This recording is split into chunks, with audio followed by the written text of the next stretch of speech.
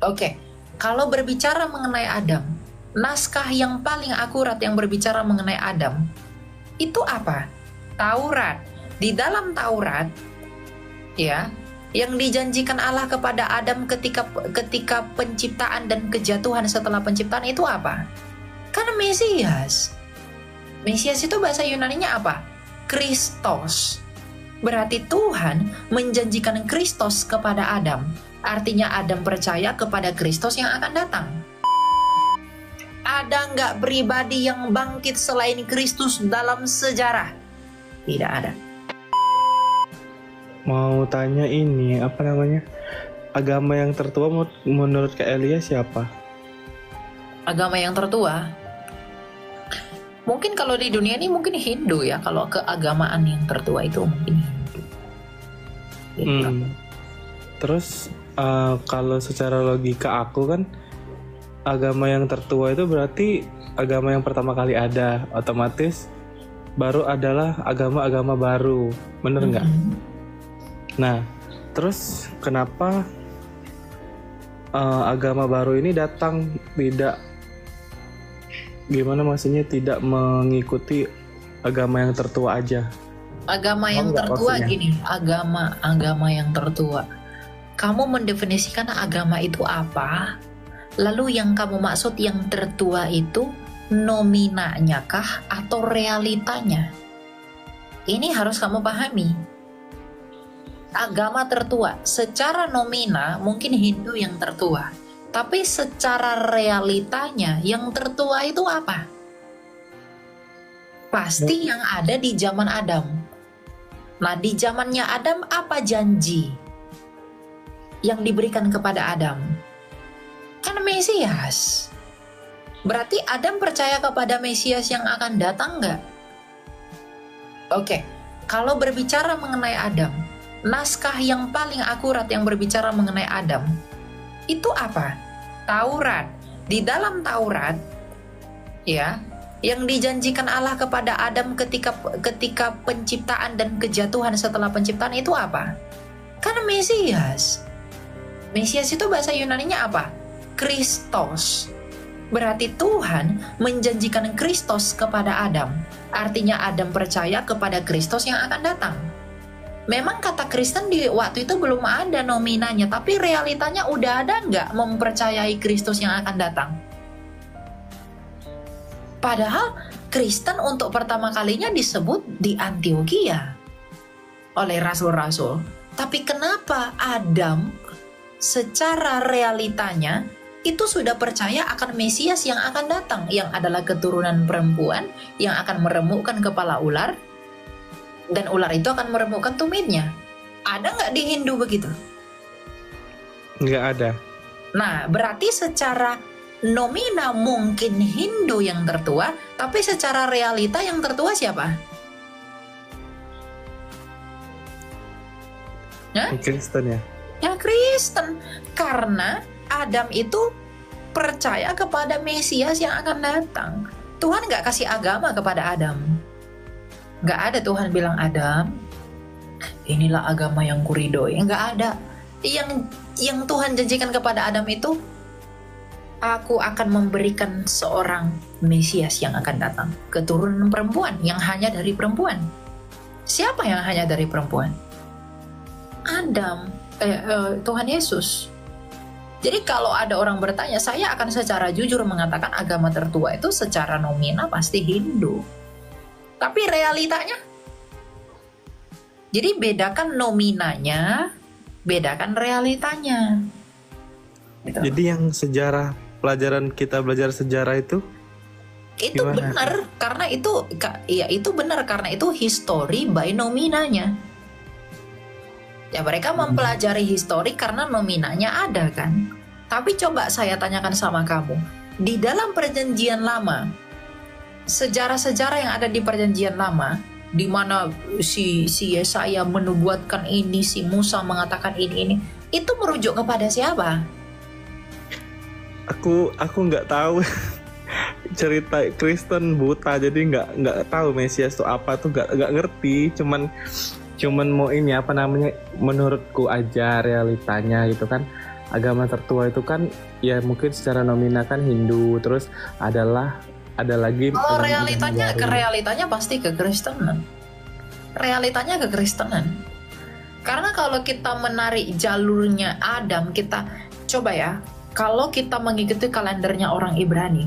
Kalendernya orang Ibrani itu di zamannya Tuhan Yesus aja lahir itu 5.700-an.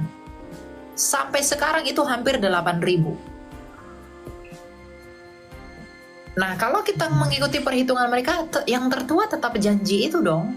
Kan Torah yang membuka Alkitab, yang membuka Tanakh itu kan Torah di dalam Bereshit. Ya berarti janji itu yang lebih tua. Nah, janji itu meskipun tidak ada istilah dari janji itu, tapi realita janji itu kan tergenapi 2000 tahun setelahnya. Siapa itu? Yesus. Gitu lah. Jadi ya silahkan gitu. Tapi kalau saya cara berpikirnya begitu simple. Kalender yang paling lama tuh kalender siapa? Ibrani kan? Makanya filsafat tertua itu filsafat siapa? Bukan Yunani, Yahudi. Filsafat tertua itu filsafatnya Yahudi, bukan Yunani loh. Bapak filsafatnya Yunani, Thales, itu baru ada di abad ke-6 sebelum Masehi. Salomo itu sudah berfilsafat. Bahkan Musa itu seorang filsuf. Ya, kalian mau tanya lagi satu boleh? Ya silakan. Apa itu? Menurut Kak Elia, kita kan beragam ya, beragam kan. Terus kalau di Kristen kan berarti hanya orang yang percaya Kristus yang masuk surga, benar nggak? Kerajaan Allah. Nah, yang tidak percaya atau agama lain akan secara otomatis tidak akan masuk ke kerajaan Allah, benar nggak? Betul. Nah, apakah ada contoh di agama lain, terus dia tuh kayak khusyuk, terus tuh dia rajin dan segala macam? Apakah masih tidak bisa ditolong oleh Tuhan gitu? Oke, sekarang saya tanya begini. Sebaik-baiknya orang dia punya dosa atau enggak? Kayaknya ada, kan nggak ada manusia yang suci. Betul. Jadi sebaik-baiknya orang dia pasti punya dosa. Nah, upah dosa itu apa? Itu kematian. Jadi begini loh, kami orang Kristen menginjili kalian itu bukan karena biar saya dapat upah, biar saya mengambil keuntungan dari kamu. No. Kita memberitakan Injil itu sebagai cara kita untuk memberitahu bahwa lihatlah kamu ini, kamu sedang di dalam kematian. Maka kamu harus percaya kepada Dia yang telah mengalahkan kematian. Siapa yang telah mengalahkan kematian? Yesus Kristus. Melalui apa? Kebangkitannya. Ada nggak pribadi yang bangkit selain Kristus dalam sejarah? Tidak ada. Hanya Dia saja. Yang artinya kalau Dia saja bisa mengalahkan kematian itu, lalu mengapa kita yang pasti mati itu tidak beriman kepada Dia yang hidup kembali? Gitu loh. Jadi kita itu percaya. Makanya saya selalu bilang sama orang, tujuan kamu bertuhan itu apa? Kamu baik, oke, kamu baik. Tapi kamu punya dosa. Kalau kamu berharap Tuhan mengupahimu sorga karena perbuatan baikmu, lalu bagaimana dengan kejahatanmu? Apakah Tuhan tidak mengupahinya juga dengan kematian? Lalu bagaimana porsinya? Oh, ada orang berkata, tapi kok dicuci dulu di neraka? Dosa-dosanya dibersihkan dulu, dicuci dulu, baru nanti setelah bersih ke sorga. Di mana keadilannya kalau begitu? Kamu dicuci untuk sementara waktu karena dosamu, tapi kamu menikmati sorga untuk selama-lamanya karena perbuatan baikmu. Padahal perbuatan baikmu juga hanya sedikit, perbuatan jahatmu juga hanya sedikit. Dan kamu melakukan yang baik dan yang jahat dalam kurun waktu tertentu. Tapi mengapa Tuhan mengupahi kejahatanmu dengan neraka hanya dengan sekian waktu, tapi memberimu kekekalan atau sorga dengan waktu yang lebih panjang? Di mana keadilannya kalau begitu? Jadi kalau ada orang mengatakan kami dicuci dulu di sorga, di neraka baru kami masuk sorga, itu bukan keadilan. Itu nggak keadilan Allah. Karena kamu menikmati sorga untuk selama-lamanya, untuk perbuatan baikmu yang kamu nggak lakukan selama-lamanya. Tapi kamu diupahi neraka untuk perbuatan jahatmu yang kamu juga nggak lakukan untuk selama-lamanya. Di mana keadilannya kalau begitu? Nah itu makanya bukan solusi. Yang begitu tuh nggak solusi. Tetapi solusinya adalah percayalah kepada Dia yang telah mengalahkan kematian itu. Yohanes 10 ayat 17, Tuhan Yesus berkata, Aku memberikan nyawaku bagi domba-dombaku, dan tak seorang pun yang mengambilnya daripadaku. Yohanes 14 ayat 6 berkata, Akulah jalan dan kebenaran dan hidup. Kenapa Tuhan Yesus mati? Dia mau membuktikan ucapannya yang mengatakan akulah kebangkitan dan hidup. Tuhan Yesus tuh mau bilang begini, kamu sudah mati, tapi lihatlah aku akan mati dan aku akan bangkit lagi untuk membuktikan kepadamu bahwa maut dan kematian itu tidak berkuasa atas aku. Maka ketika kamu beriman kepadaku, aku akan melakukan hal yang sama kepada kamu. Nah, ketika orang menolak Yesus, itu wujud dan bukti apa? Bukti bahwa dia menyombongkan diri. Dia berusaha untuk mencapai Allah karena kekuatannya. Jadi sebaik apapun orang, sehebat apapun orang di luar Yesus, dia mungkin hebat di mata dunia. Tapi apakah dia hebat di mata Allah? Kamu misalnya punya kesalahan. Kamu melanggar lalu lintas. Lalu hakim itu akan berkata, benarkah Ricky, kamu telah melanggar lalu lintas? Betul yang mulia, saya telah melanggar lalu lintas. Tapi jangan lupa yang mulia, saya telah berbuat baik. Cucu. Menurutmu, apakah hakim itu akan melepaskanmu dari dakwaannya? No. Nggak peduli sebanyak apa perbuatan baikmu, kesalahanmu tetaplah dihukum. Allah pun begitu. Kalau dia hanya memaafkan begitu aja, berarti dia bukan adil. Gitu loh. Nah makanya dari semua yang telah ada di semesta ini, siapakah yang menjadi jawaban atas itu? Tanpa menafikan apapun, saya harus mengatakan it's only Jesus Christ. Karena kisahnya Kristus itu bukan dongeng, itu nyata. Dia bangkit, hidup kembali, naik ke surga 40 hari, itu ada sejarahnya. Dan sejarahnya itu bukan yang katanya, enggak. Kamu bisa cek sampai sekarang. Kamu ada uji sains, metodologi, apa segala macam. You can search that. Kamu bisa mencari itu lebih dalam. Itulah mengapa saya harus selalu mengatakan, tidak ada yang lebih besar daripada Kristus. Tidak ada yang lebih berharga daripada Kristus. Tidak ada yang lebih mahal daripada Dia. Gitu. Iya, tapi ini apa namanya? Kalau udah dijelasin tadi kan kami ini yang mungkin bukan tidak percaya, tapi kan dipengaruhi oleh faktor keturunan dari satu agama tertentu. Terus kami tidak diajarkan lagi kan. Jadi akan semakin banyak dong yang apa namanya tidak percaya akan Yesus karena kami dilahirkan terus kami tumbuh. Gak boleh, gak bisa begitu. Kamu sudah mendengarkan Injil ini, kamu sudah mendengarnya dari saya. Jadi kalau kamu tetap menolak, kamu gak punya alasan di hari penghakiman. Ketika kamu berdiri di hadapan hakim itu, kamu gak akan bilang, Tuhan, aku belum pernah mendengarkan kabar keselamatan itu. Kamu gak akan punya alasan untuk mengatakan itu. Karena kamu hari ini sudah mendengarnya dari Elia.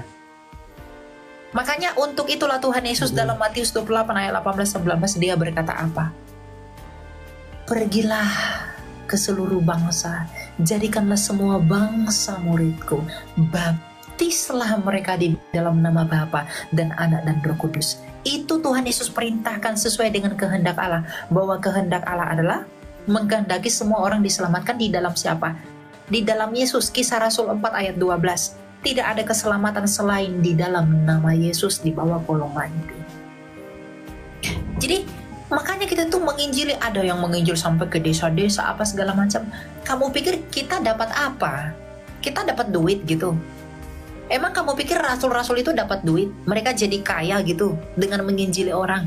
No, tapi karena ada roh Allah di dalam kita, maka roh itu menuntun kita untuk membawa orang kepada apa yang dikehendaki roh. Apa yang dikehendaki roh? Tuhan Yesus berkata, jikalau roh itu datang, ia akan bersaksi tentang aku. Ia tidak akan memuliakan dirinya sendiri. Jadi Roh Kudus yang ada di dalam kami orang percaya itu memampukan kami memberitakan Injil kepada kamu yang belum percaya. Karena roh yang di dalam kami itu mengkehendaki agar kamu diselamatkan sama seperti kami juga beroleh keselamatan itu. Gitu loh. Jadi kami memang dipanggil untuk menginjili orang, brother. Kita nggak dapat apa yang kita dapat. Ya mungkin kita dapat keuntungan-keuntungan tertentu, tapi setimpal nggak itu dengan kehinaan yang kita peroleh? Tapi justru Tuhan Yesus mengatakan bahwa kamu harus berbahagia oleh karenanya.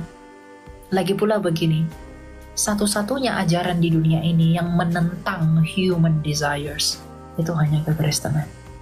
Ada nggak ajaran seperti Kristen yang diajarkan oleh Tuhan Yesus? Kasihilah musuhmu, ampunilah segala sesuatu. Jangan membalas kejahatan dengan kejahatan. Itu menentang keinginan daging kita. Itu menentang dosa-dosa kita loh. Kalau memang kekristenan itu tahayul, dia akan dibuat sedemikian rupa untuk memuaskan telinga manusia. Tapi apakah kekristenan memuaskan telinga manusia? Tidak. Dia malah menghajar, menegur habis-habisan, menelanjangi keberdosaan kita, agar kita sadar dan mengakui bahwa ketidaksempurnaanku harus menuntun aku agar disempurnakan dan dibenarkan oleh karena iman kepada Kristus. Makanya kami rajin menginjili orang. Kami banyak yang gak takut mati di dalam penginjilan. Kenapa? Karena itu panggilan kami, roh itu yang memampukan kami untuk bersaksi mengenai siapa? Mengenai Kristus. Jadi kamu sudah mendengar Injil sekarang ini, jadi kamu tidak punya alasan untuk mengatakan aku belum mendengarnya. Ya, saya memanggil kamu untuk percaya. Masalah kamu percaya, saya nggak punya hak mengkristenkan kamu. Ya, tetapi karena kamu telah mendengar kabar ini, doa saya adalah kamu dipanggil untuk bersatu di dalam yang ilahi melalui Kristus. Tapi kalaupun kamu menolaknya, maka penolakanmu itulah yang akan menghakimi kamu. Tapi berat itu, Kak. Ya, enggak, saya enggak meminta kamu yang lain-lain. Kamu bilang kamu berat karena agama kamu. Bukan. Ini maksudnya gini. Kalau itu kan keluarga gimana responnya? Terus ini kok komennya nih Injil dibaptis itu apa baptis? Ya baptis itu kamu dipersatukan dengan Kristus di dalam baptisan. Oh, gereja. Ya dibaptis dalam air. Baptis dengan air. Kalau orang mau jadi Kristen itu, mau mengikuti Yesus, dia harus dibaptis. Dibaptis itu dia dibaptiskan di dalam air. Itu untuk keselamatan gitu loh. Kalau kamu bilang gimana orang tua apa segala macem dan lain-lain, ya kalau kamu lebih memikirkan keselamatan tubuhmu daripada keselamatan jiwamu, ya itu urusan kamu gitu loh.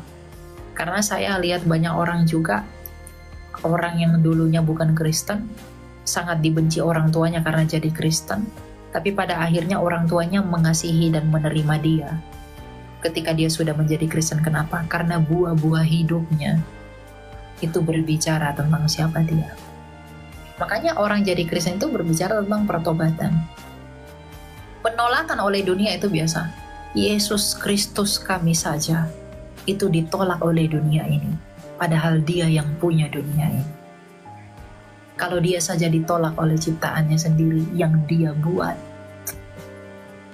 adakah alasan bagi kita untuk merengek kalau orang tua kita menolak kita. Ingat, orang tua kita menolak kita, keluarga kita menolak kita, karena itu adalah dunia. Tetapi Allah tidak pernah menolak kita, karena Dia memanggil semua orang untuk kembali kepada Dia di dalam kasih-Nya itu. Gitu.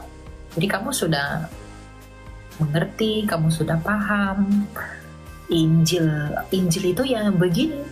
Inti Injil itu saya udah kasih tahu ke kamu tadi, kebangkitan. Tapi iblis akan mengatakan, iblis itu akan berusaha membuat kamu untuk tidak percaya. Percayalah. Sekarang saya tanya sama kamu, yang diserang satanis itu agama apa sih? Hanya Kristen. Hanya Yesus yang diolok-olok penyembah setan. Ada nggak satanis sembah imanmu? Menyalahkan imanmu? Enggak. Kenapa salib yang dibalik-balikkan? Kenapa simbol agama lain yang nggak dibalik-balikkan? Kenapa hanya Yesus yang diolok-olok? Kenapa hanya kekristenan yang dihina dan dianiaya oleh penyembah-penyembah setan itu? Karena dia tahu lawannya siapa. Yang lain itu dia tidak anggap lawan. Yang dia anggap lawannya hanyalah Kristus. Dia begitu benci sama Yesus karena mereka tidak bisa mengalahkan Yesus. Tapi Yesus yang mengalahkan mereka dengan bangkit kembali. Makanya dia menganiaya orang Kristen.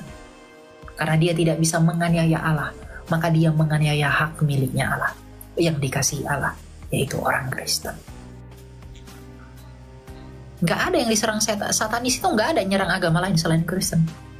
Hanya Kristen yang dia serang. Kami yang sangat dijelek-jelekkan sama mereka. Gak percaya? Cari tahu sendiri. Ada nggak yang dilawan mereka selain kami? Gak ada. Gak pernah tuh mereka lawan yang sebelah. Gak pernah tuh mereka lawan yang lain. Cuma kami yang dilawan. Karena mereka tahu lawannya itu siapa. Yang di belakang, setan yang di belakang mereka itu tahu lawannya itu siapa. Roh yang di dalam kami. Kalau di luar negeri itu kan rata-rata Kristen kan, yang di luar negeri itu. Ya. Terus kalau dilihat dari kehidupan sehari-hari itu kayak ini loh, kayak nggak sehat, kayak minum-minum, yang ceweknya nggak pakai bajunya kayak gitu. Oh iya, betul. Berarti mereka tidak melakukan perintah Kristus. Nah, dalam Kristen itu diperbolehkan ya? Itu dilarang. Berpakaian. Enggak. Itu dilarang. Enggak boleh. Itu kan kamu harus bedakan mana hal-hal yang agamis, mana hal-hal yang sifatnya budaya. Barat itu kan itu tradisi Barat. Coba lihat di tempatnya Tuhan Yesus emang ada yang begitu. Di Yerusalem memang ada yang pakai bikini-bikini begitu. Itu budaya. Berarti itu budaya mereka, bukan? Tapi mereka kan diajarin kan aturan kan? Ya diajarin, tapi mereka nggak mau dengar. Kalau diajarin berarti nggak mau dengar kalau tetap begitu. Makanya kita nggak boleh mengikuti itu. Kita harus mengikuti ajarannya Kristus. Tuhan Yesus berkata, jagalah kekudusanmu, jagalah hatimu. Kalau bahasa sekarang nih Kristen KTP, benar nggak? Betul. Oh, ya. Gitu. Jadi emang ya mereka lebih menjunjung tinggi budayanya daripada hanya KTP-nya aja Kristen, tapi ya melakukan hidup seperti orang-orang ya bukan Kristen gitulah. Kan siapapun bisa ngaku Kristen, setan pun bisa ngaku Kristen, tapi apakah buahnya? Kan Tuhan Yesus dalam Matius 7 berkata, dari buahnya lah kamu kenal mereka. Kalau kita melihat begitu gaya mereka ya berarti mereka bukan Kristen sejati. Tapi mencoreng citra Kristen ya itu tuh. Ya mereka akan dituntut di penghakiman, di hari penghakiman untuk itu. Itu bukan urusan kita, itu urusan dia dengan Tuhan. Tuhan yang akan menghakimi dia, bukan saya. Saya nggak berhak menghakimi, tapi Firman yang menghakimi mereka. Yoi, satu lagi Kak. Ini agak kocak tapi penasaran. Sinterklas itu ada apa enggak? Sinterklas itu terinspirasi dari bapak gereja bernama Santo Nikolaus. Santo Nikolaus itu adalah bapak gereja yang menampar bidat Arius, yang mengajarkan paham sesat. Jadi ada seorang bidat bernama Arius. Dia itu mengajarkan Yesus itu bukan Tuhan. Lalu ditampar sama Santo Nikolaus. Dan Santo Nikolaus itu sangat mencintai anak-anak. Hidupnya begitu saleh. Dia dicintai banyak orang. Dan dia sangat cinta dengan anak-anak. Makanya cintanya dia kepada anak-anak itu dihargai dan dihormati dengan figur Sinterklas. Makanya Sinterklas itu identik dengan anak-anak, hadiah lah, kado-kado apa segala macam. Oh jadi bukan malaikat? Bukan, itu manusia kayak kita. Kok di animasi kayak terbang dari langit pakai kereta? Namanya juga animasi. Oh. Di animasi juga dibuat banyak hal-hal yang nggak sesuai. Tapi kan itu animasi. Berarti aku duganya salah dari dulu. Aku kira itu malaikat. Bukan. Terbang pakai rusa itu. Bukan. Oh iya. Oke.